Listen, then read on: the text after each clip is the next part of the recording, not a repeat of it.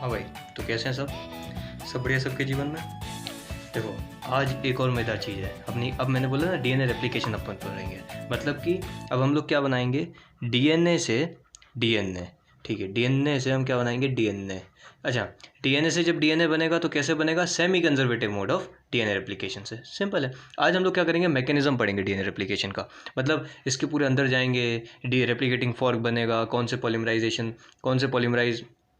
Polymerase enzyme लगेंगे, first second third, ये सब अपन पूरा पढ़ेंगे। डीएनए से डीएनए बनता कैसे है पूरा डिटेल में। तो देख, अगर मैं थोड़ा सा इंट्रो दूँ चैप्टर का, मतलब ये अपना कॉन्सेप्ट का, तो देख ये मेरे पास क्या है, एक प्यारा सा डीएनए। आप लोगों का किसी का एक प्यारा सा मैंने डीएनए निकाला सेल से। तो मैंने डीएनए को जब निकाला तो मैंने देखा कि जो डीएनए था वो कैसा था, डबल स्टैंडर्ड डीएनए था मेरे पास। तो मुझे क्या करना था, डीएनए को रेप्लिकेट करना था। तो जब हम डीएनए को रेप्लिकेट करेंगे तो वो कैसे डीएनए रेप्लिकेट होगा, सेमी कंजर्वेटिव मोड से। अरे सेमी कंजर्वेटिव मोड से होगा कि नहीं होगा? तो क्या होगा, सबसे पहले अगर मैं आपको थोड़ा सा एंजाइम का वो बताऊँ, यहाँ से सबसे पहली एंजाइम जो जाएगी वो हेलिकेस। कौन सी? अभी से सुनते जाओ, फिर अपन इन डिटेल चलेंगे ना अंदर। हेलिकेज एंजाइम, हेलिकेज एंजाइम क्या करेगा, जो हमारा डीएनए है डबल स्टैंडर्ड डीएनए, उसको क्या करेगा, ये हेलिकेज एंजाइम आएगा और इसके हाइड्रोजन बॉन्ड तोड़ के चला जाएगा। हाइड्रोजन बॉन्ड टूट गए, अब हाइड्रोजन बॉन्ड मतलब डीनेचुरेशन कर दिया ना, डीनेचुरेशन किया कि नहीं किया, किसका, डबल स्टैंडर्ड डीएनए का, उसको किस में कन्वर्ट किया, सिंगल स्टैंडर्ड में। अब एक चीज़ याद रखना, जो डीएनए होता है ना, जितनी जल्दी वो डीनेचर होता है उतनी ही जल्दी रीनेचर भी हो सकता है, मतलब वापस हाइड्रोजन बॉन्ड बन सकते हैं और फिर ये कैसे डबल स्टैंडर्ड डीएनए वापस से डबल स्टैंडर्ड में कन्वर्ट हो सकता है। तो उसके लिए भी बहुत, मतलब हमारे पास क्या है, एसएसबीपी होता है। ये क्या करता है, इनहिबिट करता है। देखो, सबसे पहला हेलिकेस, फिर SSBP, single stranded DNA binding protein. ये क्या करता है, इनहिबिट करता है। किसको इनहिबिट करेगा, हाइड्रोजन बॉन्ड के बनने को। अगर हाइड्रोजन बॉन्ड नहीं बनेंगे तो क्या डबल स्ट्रैंडेड डीएनए फिर से बन पाएगा, नहीं बन पाएगा। तीसरी चीज़ जो हम लोग पढ़ेंगे वो है टोपो आइसोमरेज। टोपो आइसोमरेज, टोपो आइसोमरेज क्या करता है, छोटे मेरी बात सुन। टोपो आइसोमरेज क्या करता है, अब जैसे ये डीएनए है डबल स्टैंडर्ड है, अब नीचे से हेलिकेस जा रहा है, अब वो ऐसी क्या होगा, गांठ बन जाएगी। कैसे बनेगी, मैं पूरा विजुलाइज कराऊंगा, बिल्कुल टेंशन मत लेना, हाथों से विजुलाइज कराऊंगा। गांठ बन जाएगी, जिससे टोपो आइसोमरेज क्या करता है, उस गांठ को नहीं बनने देता, उस टेंशन को नहीं बनने देता बेसिकली। फिर क्या होता है, फिर यहाँ से रेप्लिकेटिंग फॉर्क बनेगा। रेप्लिकेटिंग फॉर्क, जैसे ही रेप्लिकेटिंग फॉर्क बन जाएगा तो यहाँ से नया नया जो स्ट्रैंड होगी डीएनए की वो बनना शुरू हो जाएगी। वो किस डायरेक्शन बनती है, 5' से 3' डायरेक्शन में। सुन मेरी बात, एक ये बात याद रखना, जितने भी पॉलीमराइजेशन एंजाइम होते हैं, आरएनए पॉलीमरेज हुआ, डीएनए पॉलीमरेज हुआ, वो सब किस डायरेक्शन में काम करते हैं, 5' से 3' डायरेक्शन। अरे बोल, किस डायरेक्शन में काम करेंगे, 5' से 3' डायरेक्शन में। ठीक है, अब हम चलते हैं इसके अंदर डिटेल में। तो देख मेरे भाई लोग, ये क्या होगा, सबसे पहली जो अगर अपन मैकेनिज्म की बात करें तो मैकेनिज्म को मैं क्या करता हूँ, दो उसमें तोड़ देता हूँ। सबसे पहले क्या होगा, अनविंडिंग, मतलब कि जो पैंट की जिप होती है ना, which is a machine.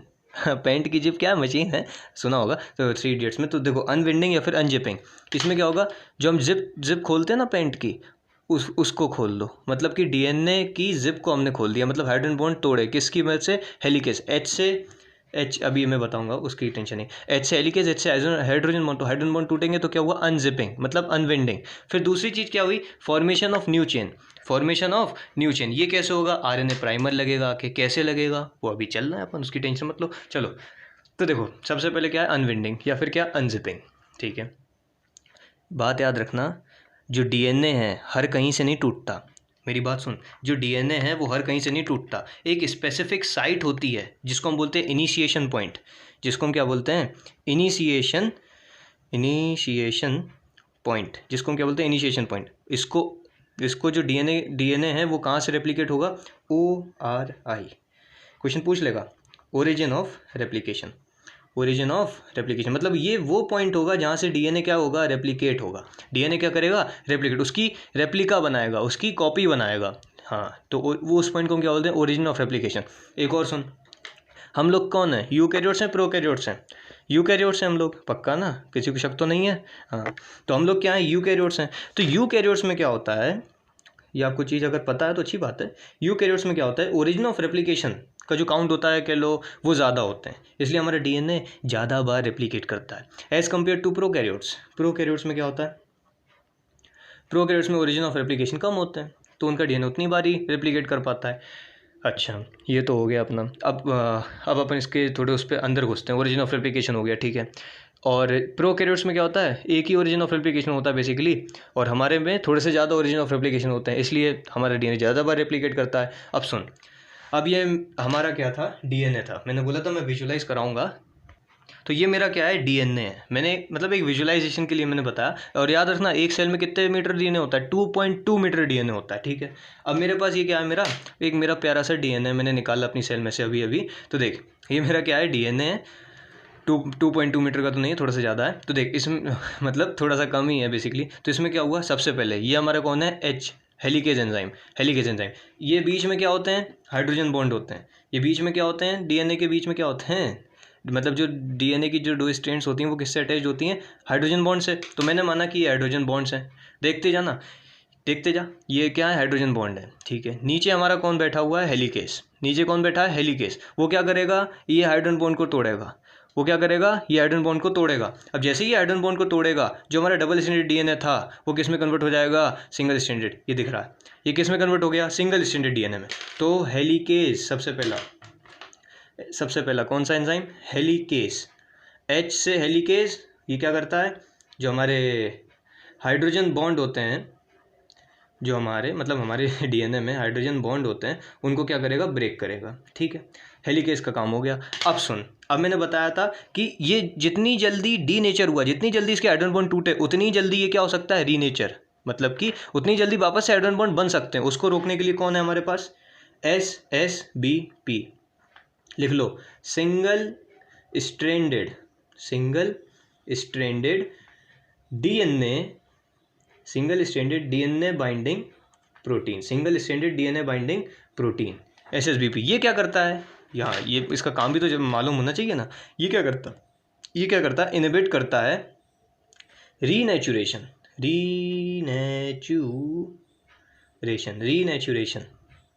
Of hydrogen bond. अब हाइड्रोजन बॉन्ड नहीं मिलेंगे तो क्या डीएनए बनेगा, अरे बोल हाँ कि ना।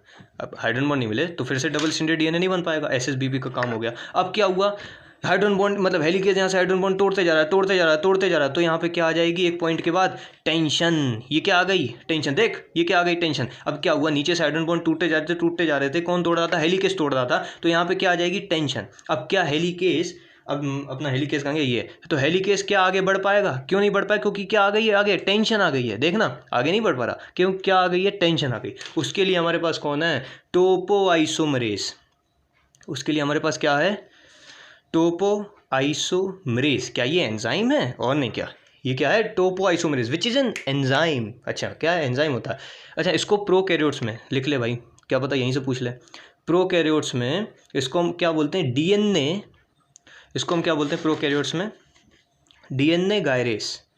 इसको हम प्रोकैरियोट्स में बोलते हैं डीएनए गायरेस। अच्छा, प्रोकैरियोट्स में इसको क्या बोलते हैं, डीएनए गायरेस। ये काम क्या करता है, ये रिलीज करता है टेंशन अराइज मतलब ड्यू टू सुपर कोइलिंग। अभी क्या हो रहा है, सुपर कोइलिंग ही तो हो रही है एक तरीके से। जब हेलिकेज यहाँ से हाइड्रोजन बॉन्ड तोड़ता जा रहा है तो ये सुपर कोइलिंग हो गई। अब यहाँ पे हेलिकेज अपना काम नहीं कर पाएगा, हाइड्रोजन बॉन्ड नहीं तोड़ पाएगा। तो ये जो टेंशन बन रही है, गांठ बन रही है, इससे ज़्यादा से क्लियर हो जाएगा, गांठ जो बन रही है उसको कौन रोकेगा, टोपोआइसोमरेज। क्या मैंने बोला, ये रिलीज करेगा क्या, टेंशन, ठीक है।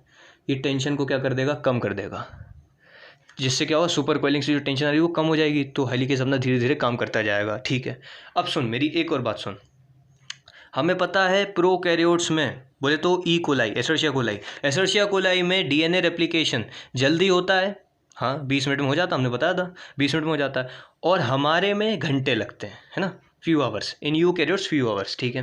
अच्छा, एक चीज़ और सुन ले, जब ये अनजिपिंग हो रही थी, अनजिपिंग मतलब कि पहला जो हमारा मेथड था अनजिपिंग, मतलब पहली जो प्रोसेस थी अनजिपिंग, उसमें हेलिकेज जब आता था, हाइड्रोजन बॉन्ड तोड़ता था, तो यहाँ पे मैग्नीशियम +2 और साथ ही साथ कोफैक्टर की ज़रूरत होती है, ठीक है। कुछ ऐसे कोफैक्टर्स होते हैं हमारी बॉडी में जिनकी मदद से हेलिकेज एफिशिएंटली कह लो या फिर अच्छे से काम करता है। किसकी मदद से, मैग्नीशियम +2 और कुछ कोफैक्टर्स की प्रेजेंस में, ठीक है। कौन, हेलिकेज अपना काम बढ़िया से करता है। ये हमारा क्या हो गया, अब हमारी ये चीज़ हो गई क्या, अनजिपिंग। अब दूसरी क्या मैंने बताई थी, फॉर्मेशन ऑफ न्यू चेन। अब फॉर्मेशन ऑफ न्यू चेन बहुत बढ़िया चीज़ है बहुत बढ़िया चीज़ है। Second, formation of new chain. मैं इसके लिए रेप्लिकेटिंग पहले फॉर्क बनाऊंगा। देखो, इसको हम क्या बोलते हैं, रेप्लिकेटिंग फॉर्क। अच्छा, यहाँ से क्वेश्चन पूछा है और पूछ भी सकता है, तो देखो कुछ नहीं है, कुछ दिक्कत है ही नहीं यार, इतनी टेंशन क्यों ले रहे हो। देखो क्या था, ये हमारा एक डीएनए था, ठीक है, जो कि कैसा था, डबल स्ट्रैंडेड डीएनए था। हमें पता है जो डबल स्ट्रैंडेड डीएनए, अरे भैया मैंने इसको क्या किया है, बस हेलिकेज एंजाइम से तोड़वा दिया है। ये डबल स्ट्रैंडेड था ऐसे कॉइल्ड रूप में, ये कहाँ गया, ये ऐसे कॉइल्ड रूप में था डबल स्ट्रैंडेड डीएनए हमारे पास, ठीक है। उसको मैंने क्या किया, हेलिकेज एंजाइम जब मैंने डाला इसमें, तो ये किस में कन्वर्ट हो गया, सिंगल स्ट्रैंडेड डीएनए में। ये सिंगल स्ट्रैंडेड डीएनए में, ठीक है, ये सिंगल स्ट्रैंडेड डीएनए में कन्वर्ट हो गया। अब सुन, हमें पता है डीएनए एंटी पैरेलल होता है, मतलब एक 3' से 5' होगी, दूसरी 3' से 5' ऊपर से होगी, है ना, और 180 डिग्री, हाँ वही एंटी पैरेलल, ठीक है। अब रेप्लिकेटिंग फॉर्क में हमें क्या पढ़ना है, जो नई चेन बनेगी किसकी, डीएनए, हम क्योंकि डीएनए बना रहे ना, हाँ कोई पूछना मत क्या बनाएगा, तो नई चेन जो बनेगी ना डीएनए की छोटे, वो कहाँ से कहाँ बनती है, याद रखना हमेशा 5' से 3', कहाँ से, 5' से 3', मतलब वही 5' से 3' प्राइमर तक। अब सुन मेरी बात सुन, सबसे पहले क्या होता है, एक आरएनए का प्राइमर होता है, क्या होता है, आरएनए प्राइमर। अच्छा पहले मैं लिखता हूँ, जो हमने फॉर्मेशन ऑफ न्यू चेन है उसमें क्या होता है, एक स्पेशल टाइप ऑफ आरएनए इसको हम बोलते हैं। अच्छा, ये रिक्वायर होता है किसके लिए, मतलब बस ऐसे हल्का सा झटका देने के लिए कि भाई एक बार वो स्टार्ट हो गई अगर नई चेन बनना, फिर तो डीएनए पॉलीमरेज संभाल लेगा, बस हल्का सा इसे स्टार्ट देने के लिए किसकी आवश्यकता होती है हमारी सेल्स को, आरएनए प्राइमर। अरे बोल, किसकी सब आवश्यकता होती है, आरएनए प्राइमर की। ये क्या करता है, formation of RNA primer is catalysed by the enzyme RNA polymerase, हैं क्या बोल दिया मैंने, ये आरएनए प्राइमर की आवश्यकता होती है। और ये किसकी, मतलब कह लो कि ऐसे कैसे कहें ये कैटलाइज करता है, मतलब ये किससे कैटलाइज होता है, मतलब ये जो आरएनए प्राइमर है ये किससे कैटलाइज होता है, आरएनए पॉलीमरेज। नहीं आया समझ में, कोई दिक्कत नहीं। देखो ऐसे समझो, जो यहाँ पे नई चेन बनेगी 5' से 3' डायरेक्शन में, उसके लिए थोड़ी सी आरएनए प्राइमर की आवश्यकता होती है, जो क्या करता है, इनिशिएट कर देता है हमारी नई चेन बनने को, ठीक है। और ये जो नई चेन बनेगी 5' से 3', मतलब 3' डायरेक्शन में, इसको हम बोलते हैं कंटिन्यूस चेन, कंटिन्यूस चेन कह लो, या फिर इसको हम और क्या कहते हैं, लीडिंग स्ट्रेंड। क्या है लीडिंग क्या, लीडिंग स्ट्रेन, अच्छा नहीं चमका गया, लीडिंग स्ट्रेन, ठीक है, लीडिंग स्ट्रेन। क्योंकि इसमें क्या है ना, अभी हम जब इस तरफ पढ़ेंगे ना, इसमें डिसकंटिन्यूस चेन बनती है। क्यों बनती है, अभी तुम देखते जाओ, बिल्कुल टेंशन मत लो। तो हमने क्या बोला कि यहाँ पे थोड़ी सी हमें किसकी आवश्यकता होगी, आरएनए प्राइमर की, वो जो इनिशिएट कर देगा, और फिर उसके बाद क्या होगा, हमारा आरएनए पॉलीमरेज उसको पूरा काम कर देगा, ठीक है, आरएनए पॉलीमरेज पूरा काम कर देगा। अब जो सिंथेसिस होगी, देखो मैंने बताया था, जो भी पॉलीमरेज होता है, डीएनए पॉलीमरेज, आरएनए पॉलीमरेज, उसमें वो हमेशा किस डायरेक्शन में काम करेंगे, 5' से 3' डायरेक्शन में काम करेंगे। किस डायरेक्शन में काम करेंगे, 5' से 3' डायरेक्शन में, ठीक है। अब जो नई चेन बन चुकी है, अब हाँ सबसे पहली बात ये तो सुनो कि अभी जो नई चेन बनेगी, इसके लिए हमें क्या आवश्यकता होगी, न्यूक्लियोटाइड्स की। अब न्यूक्लियोटाइड क्या है, नाइट्रोजन बेस, पेंटोज शुगर और फॉस्फेट, इनकी आवश्यकता होगी। तो इसके लिए हमारा डीएनए किसी पे निर्भर नहीं होता। क्यों नहीं होता, क्योंकि न्यूक्लियोटाइड्स, ये क्वेश्चन पूछ लेगा, लिख लो, जो न्यूक्लियोटाइड्स की आवश्यकता होती है, न्यूक्लियोटाइड्स की किसमें, डीएनए की सिंथेसिस में, न्यूक्लियोटाइड्स की जो आवश्यकता होती है वो किससे ऑब्टेन हो जाते हैं, न्यूक्लियोप्लाज्म से, न्यूक्लियोप्लाज्म से, ठीक है। न्यूक्लियोप्लाज्म से क्या हमें प्राप्त हो जाएंगे, न्यूक्लियोटाइड्स। न्यूक्लियोटाइड्स की आवश्यकता क्यों है, जो नई चेन बनेगी आरएनए प्राइमर से, उसके लिए क्या ज़रूरत होगी, न्यूक्लियोटाइड्स की। और न्यूक्लियोटाइड्स में क्या क्या आती हैं चीज़ें, हमारा एक तो फॉस्फेट ग्रुप PO4-2, और शुगर, पेंटोज शुगर बेसिकली, और दूसरी चीज़ क्या है हमारे पास, नाइट्रोजन बेस, पायरिमिडीन हुआ, प्यूरिन हुआ, वो सब हम पढ़ेंगे, ठीक है। तो न्यूक्लियोटाइड्स ऑब्टेन किससे हो जाते हैं हमें, न्यूक्लियोप्लाज्म से। न्यूक्लियोप्लाज्म क्या होता है, न्यूक्लियस के अंदर जो साइटोप्लाज्म होता है उसको हम न्यूक्लियोप्लाज्म बोलते हैं, उसके अंदर प्रेजेंट होते हैं ये। और ये जो किस फॉर्म में हमें मिलते हैं न्यूक्लियोटाइड्स हमें न्यूक्लियोप्लाज्म से किस फॉर्म में मिलेंगे, DATP। अच्छा, किस फॉर्म में मिलते हैं, DATP। अच्छा, adenine triphosphate, deoxy adenine triphosphate, नहीं चमका, डीऑक्सी एडिनिन ट्राइफॉस्फेट, ट्राइफॉस्फेट है। अब हमें न्यूक्लियोटाइड बनाने के लिए एक ही फॉस्फेट चाहिए, तो 2 फॉस्फेट जो 2 इनऑर्गेनिक, अरे नहीं चमक रहा है, मेरे को लग रहा है, अगर चमक रहा है ना तो समझो ये हमारा क्या है, अरे मैं तो एक बता रहा हूँ, डाई मतलब ये डीऑक्सी एडेनिन ट्राईफॉस्फेट है, ट्राई 3 से क्या है, ट्राई। हमें एक फॉस्फेट की ज़रूरत है न्यूक्लियोटाइड बनाने की, जो दो इनऑर्गेनिक फॉस्फेट जो बचेंगे वो क्या बना देंगे, एनर्जी। क्योंकि अब कोई भी प्रोसेस बनेगी, मतलब जो नई चेन बनेगी, उसमें क्या एनर्जी की भी ज़रूरत नहीं होगी, तो एनर्जी भी हमें मिल जाती है। तो एक क्वेश्चन वो लिखता है, मेरी बात सुनना, एक क्वेश्चन वो लिखता है, सो इट इज़ मतलब एनसीईआरटी में भी लिखा हुआ है कि यहाँ से मुझे ये चीज़ क्लियर पता चल रही है कि डीएनए की नई चेन बनने के लिए क्या डीएनए माइटोकॉन्ड्रिया पे डिपेंडेंट है? अरे बोल, नहीं है। वो किससे लेता है? न्यूक्लियोप्लाज्म। क्वेश्चन पूछ लेगा, डिड डीएनए इज मतलब dependent on mitochondria for energy, दो इनऑर्गेनिक फॉस्फेट? नहीं। किस पे डिपेंडेंट है? न्यूक्लियोप्लाज्म पे। वो उसी का क्षेत्र है यार, न्यूक्लियोप्लाज्म। ठीक है, तो एक चीज़ और सुनो, मैं क्या बोल रहा हूँ, जो हमारा डीएनए था वो एनर्जी के लिए क्या माइटोकॉन्ड्रिया पे डिपेंड है? नहीं है। किस पे डिपेंड है? न्यूक्लियोप्लाज्म से, जो उसी का क्षेत्र है। उसको क्या मिल जाएगा वहाँ से? डीएटीपी। अब डीएटीपी दो तरीके का काम करेगा, एक तो सबस्ट्रेट न्यूक्लियोटाइड बना देगा, और न्यूक्लियोटाइड से जो दो इनऑर्गेनिक फॉस्फेट बचेंगे, यहाँ पे ये डीऑक्सी एडेनिन ट्राईफॉस्फेट है। ट्राईफॉस्फेट, हमें कितने फॉस्फेट की जरूरत है? एक की। तो एक से क्या बन जाएगा? न्यूक्लियोटाइड। अरे बोल, एक से क्या बन जाएगा? न्यूक्लियोटाइड। जो दो इनऑर्गेनिक फॉस्फेट बनेंगे, उससे क्या होगा? पॉलीमराइजेशन के लिए जो एनर्जी की जरूरत होगी नई चेन बनाने की, वो हमारी क्लियर हो जाएगी। किससे? डीएटीपी से। तो डीएटीपी का भी काम क्लियर हो गया। ठीक है, अब सुन सुन सुन सुन, अभी क्लियर नहीं हुआ पूरी चीज़, ये हमारा बचा था। तो 5' से 3' डायरेक्शन में हमारा कौन काम करेगा? डीएनए पॉलीमरेज, जिससे एक नई चेन बनती चली जाएगी। अरे बोल, हाँ। अब सुन, अब लेकिन ये वाला, ये तो ठीक है, ये मैंने मान लिया, यहाँ पे हाइड्रोजन बॉन्ड बन जाएंगे, तो ये एक डबल स्टैंडर्ड डीएनए ऊपर तक बन जाएगा। परंतु इसका क्या होगा? ये क्या बीच में अटक जाएगा? मतलब बीच में लटक जाएगा क्या? ये नहीं लटकेगा। इसमें क्या होता है, इसमें क्या होता है देख, इसमें ये देख, हमने क्या बोला था कि 5' से 3' डायरेक्शन में हमारे जो एंजाइम्स होते हैं, polymerising enzyme, DNA polymerase, RNA polymerase, वो बहुत अच्छे से काम करते हैं। क्या ये मैंने ऐसा बोला कि ये 3' से 5' डायरेक्शन में काम नहीं करेंगे? मैंने तो नहीं बोला। तो ये क्या होगा, ये काम तो करेंगे एंजाइम, परंतु ये गैप्स में काम करेंगे। मतलब क्या, थोड़ी सी स्ट्रेन बना दी, फिर रुक जाएंगे। और ये जो मतलब इसीलिए हम इसको क्या बोलते हैं, ये जो स्ट्रेन बनती है, इसको हम बोलते हैं लैगिंग स्ट्रेन। क्या बोलते हैं? Lagging strains. लैगिंग स्ट्रेन्स बोलते हैं। क्यों? क्योंकि ये थोड़ी थोड़ी जगह छोड़ देते हैं, गैप छोड़ देते हैं। और ये जो टुकड़े इन्होंने डीएनए के बनाए, किस डायरेक्शन में? 3' से, हैं क्या बोल रहा है भाई साहब, 3' से 5' डायरेक्शन में जो इन्होंने स्ट्रेन्स बनाई, सॉरी जो तो ये 5' से 3' डायरेक्शन में जो इन्होंने स्ट्रेन्स बनाई, क्योंकि मैंने बताया ना एंटी पैरेलल डीएनए होता है, तो जो 5' से 3' डायरेक्शन में इन्होंने स्ट्रेन्स बनाई, ये कैसी बनी? टुकड़ों में बनी। और इन टुकड़ों का नाम क्या होता है? क्वेश्चन पूछ लेगा कि ओकाजाकी। ओकाजाकी कहाँ जाती? साकी साकी नहीं है, हाँ, ओकाजाकी फ्रेगमेंट्स।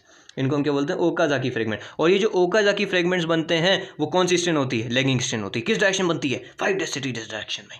हाँ, ठीक है। तो बस ये हमारा क्या था, डीएनए पॉलीमराइजेशन। और हाँ, अब ये मेन बात तो वही रह गई, क्या रह गई? अभी जो स्ट्रेन, जो हमारे ये छोटे छोटे स्ट्रेन वो बने, स्ट्रेन्स के टुकड़े, जो हमारे ओकाजाकी फ्रेगमेंट्स बने, अब इनको जोड़ना पड़ेगा। तो जोड़ने के लिए कौन सी एंजाइम आती है? ये हमारी टोपो आइसोमरेज तक हो चुकी थी। टोपो आइसोमरेज ने क्या किया था? टेंशन को रोक दिया था। फिर हमारा कौन आया? आरएनए प्राइमर आया, जिसने क्या किया? इनिशिएशन किया पॉलीमराइजेशन का, डीएनए की नई स्ट्रेन बनाने का। फिर हमारा डीएनए पॉलीमरेज आया होगा। अब डीएनए पॉलीमरेज 3 तरीके के होते हैं, वो भी देख लेंगे। फिर उसके बाद हमारा डीएनए पॉलीमरेज के बाद कौन आया? जो नई जो हमारी अपोजिट डायरेक्शन में जो स्ट्रेन बनी थी रेप्लिकेटिंग फॉर्क में, 5' से 3' डायरेक्शन में, 5' से 3' डायरेक्शन में, उसको जोड़ने का काम कौन करेगा? DNA ligase. ठीक है, मतलब डीएनए को जोड़ने के लिए हमारे अंदर, मतलब ये हम लोग जब बात कर रहे हैं ना, प्रोकैरियोट्स की बात कर रहे हैं, याद रखना, क्योंकि हमारी बॉडी इतनी बड़ी है, कितनी स्टडी करोगे। हाँ, तो डीएनए लाइगेस क्या करता है? जोड़ता है किसको? डीएनए की स्ट्रेन्स को। ये हमारी जो लैगिंग स्ट्रेन में ओकाजाकी फ्रेगमेंट्स बने थे, उसको कौन ज्वाइन करेगा? लिख लो, joined by DNA ligase. DNA ligase is enzyme. क्या है ये? एंजाइम है। हाँ, और सुन, ये क्या करता है? ग्लू कर देता है। इसकी खोज करी थी खुराना साहब ने, विच इज़ एन इंडियन, हाँ, भारतीय, खुराना साहब। इन्होंने इसकी खोज करी थी डीएनए लाइगेस की। इन्होंने ऐसा देखा कि हाँ भाई, डीएनए लाइगेस है जो क्या करता है? जोड़ रहा है किसको? डीएनए को। अब हम पढ़ेंगे डीएनए पॉलीमरेज। हाँ, डीएनए पॉलीमरेज क्या है? देख, प्रोकैरियोट्स में मैं लिख लेता हूँ, ऐसा करता हूँ, नहीं लंबा हो जाएगा वीडियो। हाँ, तो हमने क्या बताया था कि डीएनए पॉलीमरेज हम लोग जब पढ़ेंगे तो प्रोकैरियोट्स में ही पढ़ेंगे, मतलब डीएनए से डीएनए का बनना, क्योंकि उसमें पढ़ना आसान था, तो उस समय इसी की स्टडी की गई थी। तो इसमें तीन डीएनए पॉलीमरेज हम लोग देखेंगे। इसमें सबसे पहला होता है DNA polymerase first. DNA polymerase first की मतलब पढ़ने की क्या ज़रूरत पड़ रही है? देखो, इसको डिस्कवर किया था हमारे कौन से, कोर्नबर्ग। हाँ, कोर्नबर्ग कब किया था? 1957, ठीक है। इसीलिए इसको एक और नाम से जाना जाता है, डीएनए पॉलीमरेज फर्स्ट को एक और नाम से जानते हैं, कोर्नबर्ग एंजाइम। इसलिए हम इसको और क्या बोलते हैं? कोर्नबर्ग एंजाइम। अरे कोन नहीं होती, अरे जी कोन वो सॉफ्टी वाली कोन, उसी से कोर्नबर्ग एंजाइम, ठीक है। उससे चमका लो। तो कोर्नबर्ग एंजाइम इसको बोलते हैं। इसकी डिस्कवरी करी थी किसने? कोर्नबर्ग ने 1957 में। और ऐसी वैसी डिस्कवरी नहीं, इन्होंने क्या किया? इन विट्रो सिंथेसिस कर दिया, इसीलिए तो इनका नाम इतना। इन विट्रो, देखो इन विट्रो और इन वीवो ये दो चीज़ें होती हैं।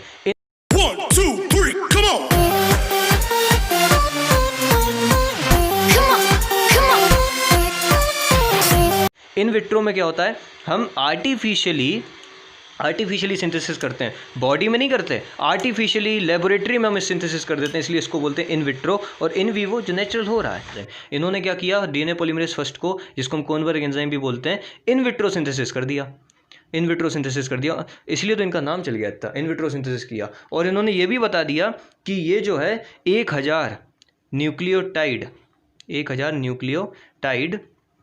लगाता है पर मिनट।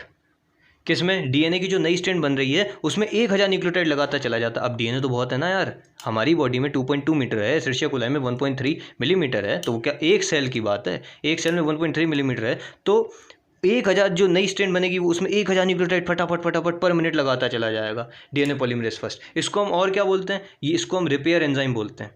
क्यों रिपेयर एंजाइम क्यों बोलते हैं? क्योंकि जो ओकाज़ाकी फ्रेगमेंट्स बने थे हमारे लेगिंग स्ट्रैंड में, अरे यार देखो, ये जो लेगिंग स्ट्रैंड में हमारे जो ओकाज़ाकी फ्रेगमेंट्स बने थे, वो इनको भी कभी कभी जोड़ देता है। कौन? DNA polymerase first. DNA polymerase first simple था। अब डीएनए पॉलीमरेज सेकंड पे चलेंगे। 3 तरीके के एंजाइम थे ना हमारे पास, ये ज़्यादा कोई काम का नहीं है। देखो, डीएनए पॉलीमरेज सेकंड जो है ज़्यादा काम का नहीं है, ये तभी काम करता है जब डीएनए पॉलीमरेज फर्स्ट या फिर थर्ड एक्टिव ना हो। मतलब वो डीएनए पॉलीमरेज फर्स्ट सेकंड जब नहीं होंगे बॉडी में, तो कौन काम करेगा? डीएनए पॉलीमरेज सेकंड, बस। फिर तीसरी जो इंपॉर्टेंट है वो क्या है? DNA polymerase third. DNA polymerase third क्या करता है? देख, इसकी सबसे पहले डिस्कवरी किसने करी थी? देखो, डिस्कवरी जिसकी बता रहा हूँ ना, याद तो कर ही लेना, अगर आ गया तो अच्छी बात है, नहीं तो नॉलेज होनी चाहिए यार। तो डेल्यूसिया दिल दे दिया, ठीक है। डेल्यूसिया एंड केयरेंस, ठीक है, कोई ऐसा था जो केयर करता था, तो केयरेंस, ठीक है।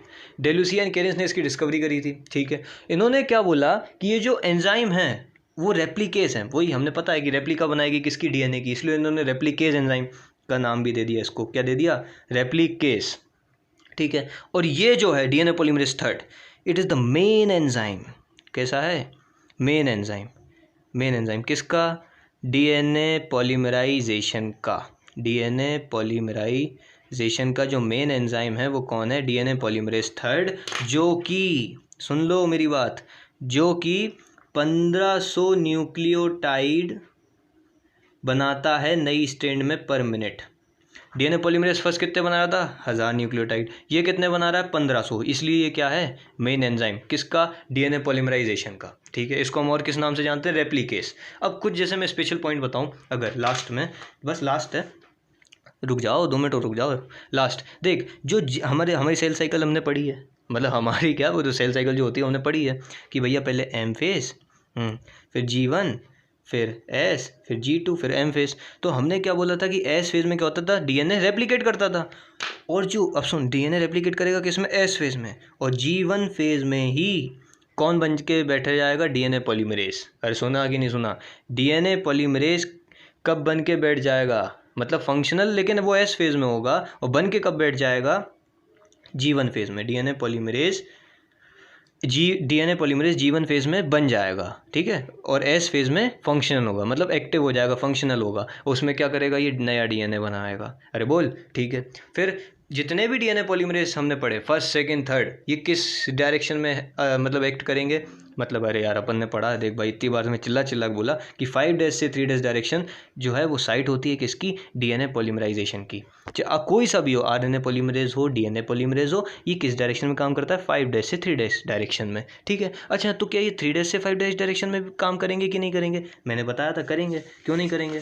देखो जब हम यहाँ से ऊपर से नीचे आ रहे थे, ऊपर से नीचे जब आते हैं 3' ये देखो 3' से 5' डायरेक्शन में जब हम आते थे तो क्या बन रहे थे, लैगिंग स्ट्रैंड्स, और जब हम 5' से 3' डायरेक्शन में जा रहे हैं तो लीडिंग स्ट्रैंड। ठीक है, तो मतलब ये किस 3' से 5' डायरेक्शन में भी काम करेंगे कौन, डीएनए पॉलीमरेज। परंतु जब ये 3' से 5' डायरेक्शन में काम कर रहे होंगे, सुन लेना, परंतु जब ये 3' से 5' डायरेक्शन में काम कर रहे होंगे तो कैसा काम करेंगे, एक्सोन्यूक्लियस। हाँ ठीक है भैया, एक्सोन्यूक्लियस। अरे हमने 3 तरीके के एंजाइम पढ़े थे, एंडोन्यूक्लियस, एक्सोन्यूक्लियस, रेस्ट्रिक्शन एंडोन्यूक्लियस।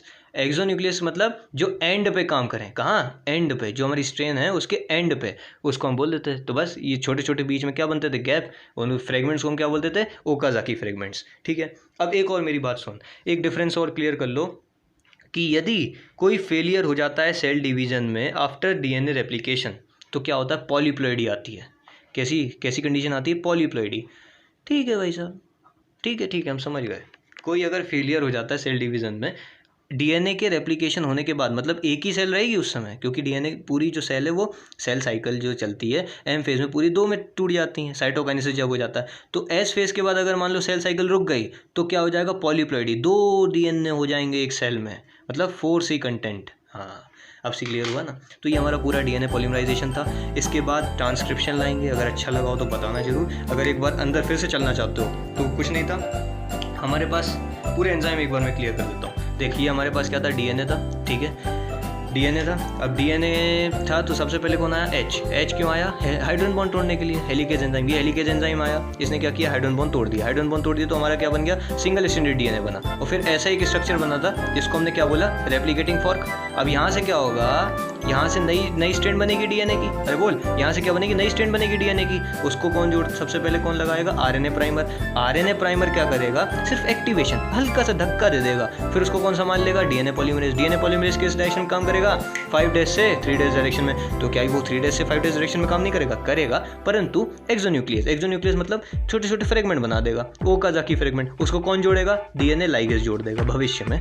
तो ये हमारा पूरा क्लियर, मज़ा आया होगा, इतना तो मैं कह सकता हूँ। फिर उसके बाद अपन ट्रांसक्रिप्शन लाएंगे, ट्रांसलेशन लाएंगे। चलो ऑल द बेस्ट, पढ़ाई करते रहो, और हाँ आनंद आना जरूरी है।